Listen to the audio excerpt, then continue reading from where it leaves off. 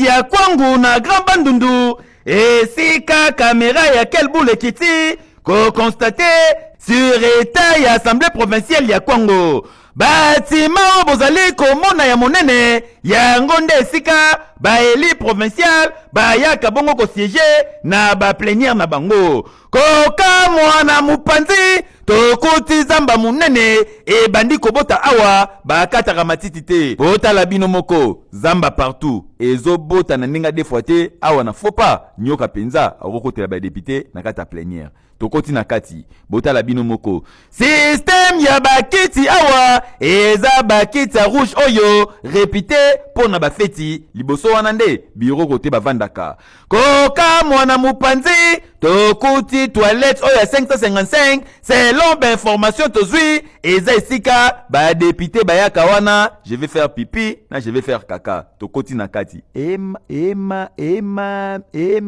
me eza nde ya coup direct bacheka libaya libudusu na katikati o soki mutu aye akoti ebongo so mvula ebeti etonda amai so déposer faut que moi mupanzi sinote de laver na sima ko kamwa problème ya makasi ezalaka awa baza na problème ya courant po ba utiliser kaka groupe électrogène o bozali komona citerne wana yango nde pesaka bango mai batima yango ata peinture pamba batikala ko pietika te eza kaka ba brique ndenge bozali komona ko kamwa yango totuni eske oyo nyoso po na kotia peinture na kokata matiti kosala ba installation hygiénique ya malonga esengeli kaka na mokonza mboka luvunu eza volonté ya bino moko papa président ya assemblée provinciale ya Kwango en tout cas oyo ezali mambu mansoni esengeli koyeba nanu kobanda premier soin kokatisa ta matiti oyo epa baje na quartier po awa espace etikala mwa vide sima na yango obule nde nini osala ba installation ya soni eli di peuple aye pena boye kwatulu ti na kata tola oyo wo pasi ebongo sikoyo bino moko boyebi wana mususu ekanga batu ekipaka te o mokonzi eza normal te baeli bazala nano na bacondition oyo ekei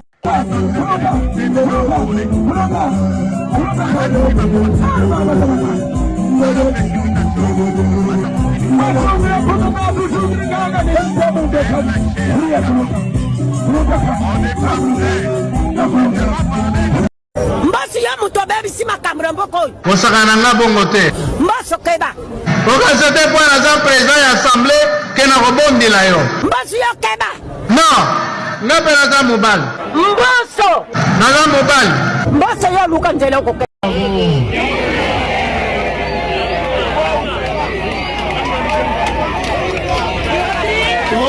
Mettez ma main pour le patriarche, s'il vous plaît. Mettez ma main, s'il vous plaît.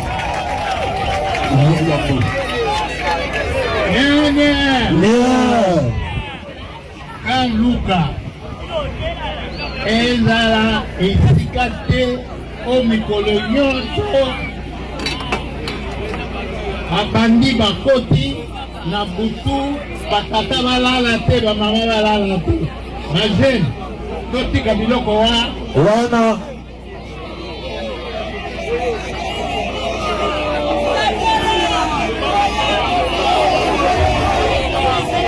Sakola papa, sakola.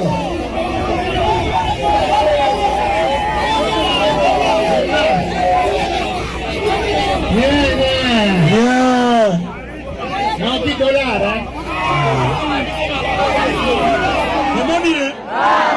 Emonia. Mweni bunakena. Kombo na ye Junior Mbosso. Azali na kati ya la police. Soki eza na bakonzi bazotia bana na armée te na la police te utala uobeto mokonzi mbaku azosala mosala makasi na kati ya Kinshasa ye mutu akangaki babandi oyo bazalaki oboma bato ye mutu akangaki bato basalaka mambongo ya dolari ya mabe baimage bomonaki na bareseau sociaux ntala unu tasala isalo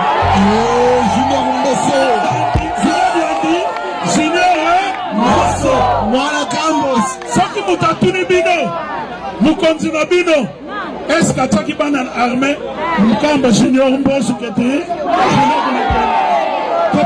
Kitoko.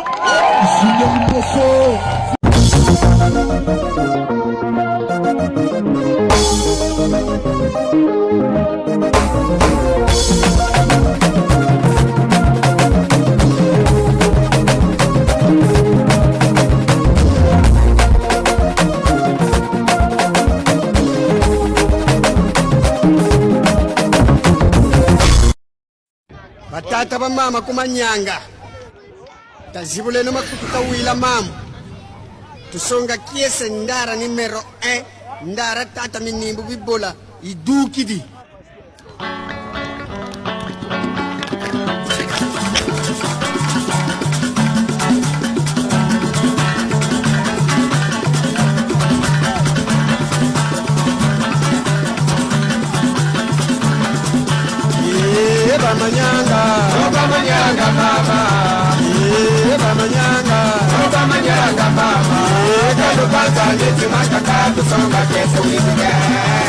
On est en train de recruter des jeunes Congolais. Balatisi bango basokoto. Dans la précipitation, bazako tinika bango na front. C'est de la chair à canon. On n'est pas prêt.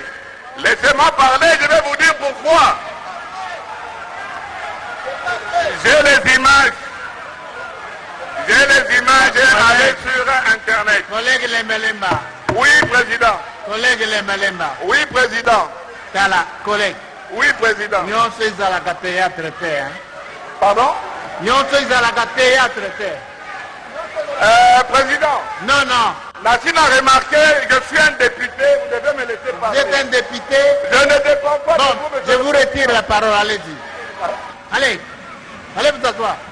Vous êtes un député, un député. Non, allez vous asseoir. Allez vous asseoir. Et voilà, messieurs et dames, dans notre suite de vous faire découvrir les grands Boulungu, où il y a des grands ressortissants, entre autres Marie-Ange Lukiana Mufankolo, plusieurs fois député national et ancien ministre du Travail. Voici sa résidence, c'est sa maison, c'est ici où elle habite. Voici l'état de la peinture, voici l'accès, voici sa parcelle, comment ça se présente. Si l'on vous dit des choses, vous pensez que les gens pensent, voici l'état de sa clôture, un peu médiéval, moyenâgeux. On se pose la question dans quelle époque sommes-nous? Et c'est sa maison ici, c'est sa résidence. Voilà, j'ai été de passage à Boulungu. Là, ce sont ces installations hygiéniques de l'extérieur. Rigolant en tout cas. Et puis, on a voulu vous faire découvrir tout ça. Voilà, on a vu sa maison. J'attends le droit de réponse qui viennent réagir. Comment ils sont en train de développer leur milieu. Ils sont très fiers d'être ressortissants de Boulungu, se faire élire. Mais en tout cas, ce qui s'est fait ici n'a pas de raison. Voici l'ouverture. Ça, c'est sa porte d'entrée, qui n'a même pas de grille. Ce que vous voyez là, c'est son entrée, c'est son accès.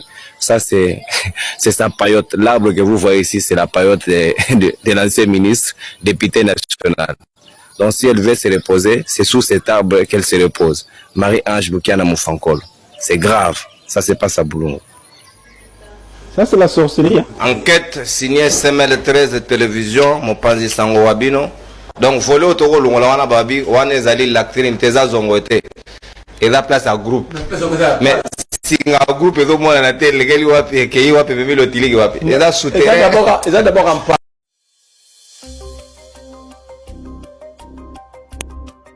Opération Tonga Chebino. Olivier Kamitatuetsu, sur les traces de son leader Moïse Katumbi, s'est installé dans son village natal de Mikwi, situé dans la province de Mai-Ndombe, au sud-ouest de la République démocratique du Congo. Là, il a bâti une résidence privée imposante. Son domaine comprend également une piste d'aviation, une plantation de 2000 hectares, ainsi qu'un four industriel pour la production de makala, un charbon écologique. En plus de ces infrastructures, il y cultive du manioc et de l'EVA. Cet investissement, qui s'élève à près de 2 millions de dollars sur une période de 10 ans, couvre l'achat du terrain et l'acquisition de matériel.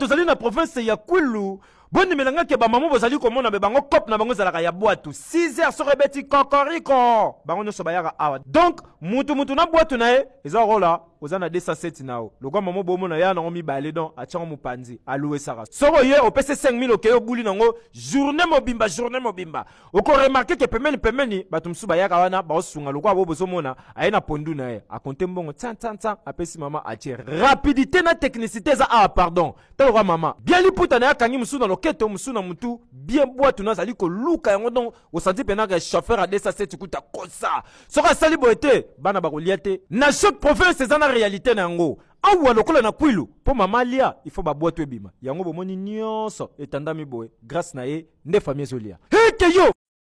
Ouais. Vraiment. Bonjour sécurité routière. J'espère que toza awa liboso ya bilili tozotala bilili oyo eza justement soleki mai ndombe kaka na mwa lambre kaka wana soleki mai ndombe akeleke de metre kaka na mboka vraiment ya dumi eza na mutuka moko ya makala etelemaki awa pine tobokaki bazotia creek po bachange pine kami ya makala ekwei. J'espère bozomona makala liboso ya bis donc bana mura oyo baye awa bakomi kooblige bato ava boleka chaque camion ya munene 10 000 francs ya muke 5 000. Vraiment te éviter de grandes tracasseries oyo eza boye pona nini tala makambo boye camion koi espace ya koleka iza nango bango baye ko tracasser batu ava boleka ya muke 5 000 camion munene 10 000 francs. Vraiment toza awa to sali filendie awa te éviter ba o bazana bambongo bakopesa ba baleka biso toza na biso na bambongo te to vandi awa toza kutalela bango ki ernyoso bako baye ko tracasser biso bongo bakende. Vraiment toujours na cadre de sécurité routière. Ngela kina yebisa bino yango pona yoki bisika ebele na leki bilenge bazali kosenga stade bomoni makambo tosali na Kinshasa tango ya jeu ya francophonie.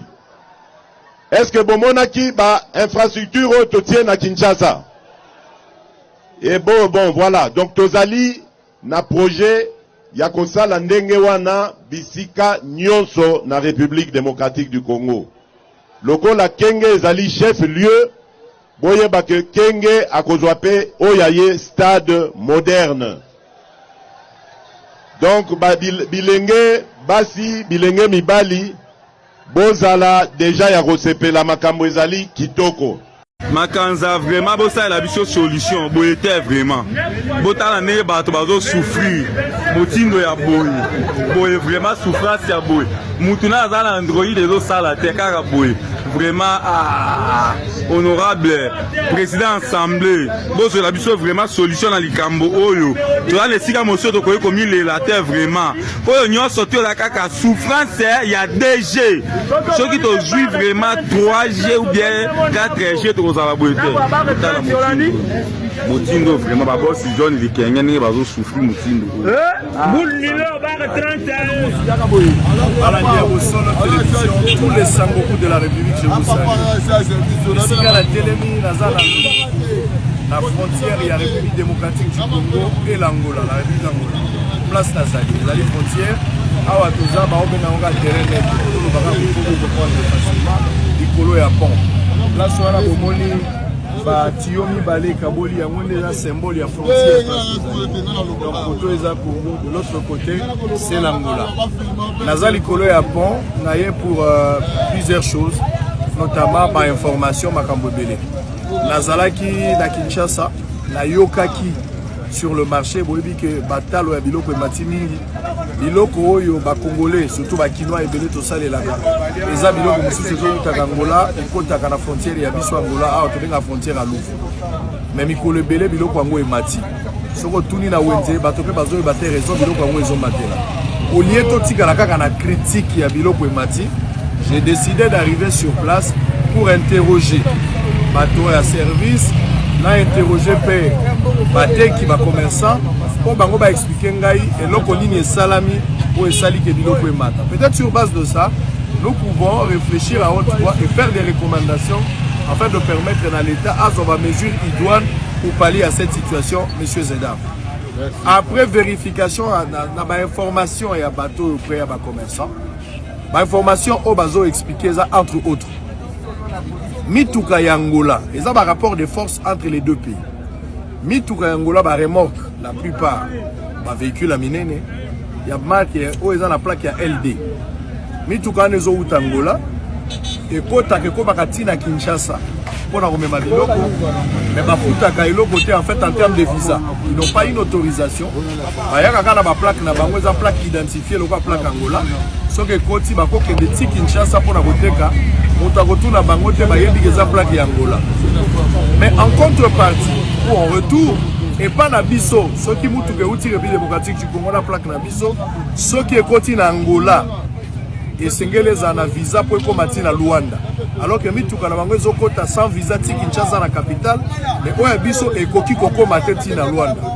Alors cette situation ezosala malamu te ti toye kokoma na situation oyo notre gouvernement a eu peu de décision lokola ba congolais na mituka na bango bazokoka kokoma ti Luanda te bozo exiger bango visa, d'où il faudra aussi batu yangola po bakoma ti na Kinshasa il faut mituka ya LD oyo bande kokota gratuit yango pe bande ozwa ba visa bangolais ba sepelité pour na bango ils veulent seulement imposer leur volonté ya kota mituka sans visa mais pas na biso il faut to pesa visa lokola gouvernement boy ko céder na caprice na bango bazui mesure mususu balingi biloko te oyo ezosomba ba congolais ou bien bangolais bao bakenda kosomba biloko batie na mituka soki baye nango lokola bayebisi bango bango pe pour bazwa visa bango pe baboma bazwa visa bapekisi pe biloko ekota d'où biloko nde banokota en quantité na luku moyen ekota ezali te rareté ya denrées alimentaires sur le marché esali keta le matin la loi ya offre na demande. C'est ça la plus grande difficulté oyo ezali na luku ce que nous sommes en train d'expliquer. Donc na nsima na ngai c'est l'Angola à partir d'ici mituka oyo boye uti Angola nde bozomona ngo boye euti Angola. Alors i banda nyonso bozomona kuna c'est l'Angola, ça c'est l'Angola. Mais ndenge baokota boye bakokende ti Kinshasa te bakosuka kaka na wenze awa parce que po bakende ti Kinshasa il faut bazwa pe visa ndenge bango pe baza koimposer biso epa na bango biso pe tokende na visa. Moi j'encourage cette mesure ya gouvernement congolais ya ko s'imposer pour la terre ya rapport de force, mais il faut qu'il y ait des solutions palliatives nde biloko na lobaka omoni sikoyo soki Angola apekisi biloko ekota rareté oyo kosalama na marché biso peuple tokozala ba victime. Avant de prendre ce genre de décision à la longue, il faut l'État sala bilanga. L'État zala na production mususu. Ce qui fait que mesure boko tielango le lendo avec espoir que le peuple na bino bakolia. Mais si vous avez pekisi mituke kotate, démarche on a soutenir. Je suis tout à fait d'accord na beteli l'État maboko. Mais en contrepartie peuple aoliani. Dans le baron la verbe so pekisi moi na la taille sous pantalon na ndagote, on suppose que monga ba jipe so sombaki. So pese monga ba jipe a kozongela ka pantalon. Donc il faut une mesure préventive au lieu d'assister dans des conséquences oyo to na ngolelo population azo constater que moya kota na biloko ezalité azo comprendre te. Donc bon retenir que soki biloko zo kota te c'est pour cette raison là le gouvernement a besoin a une mesure moko o biso to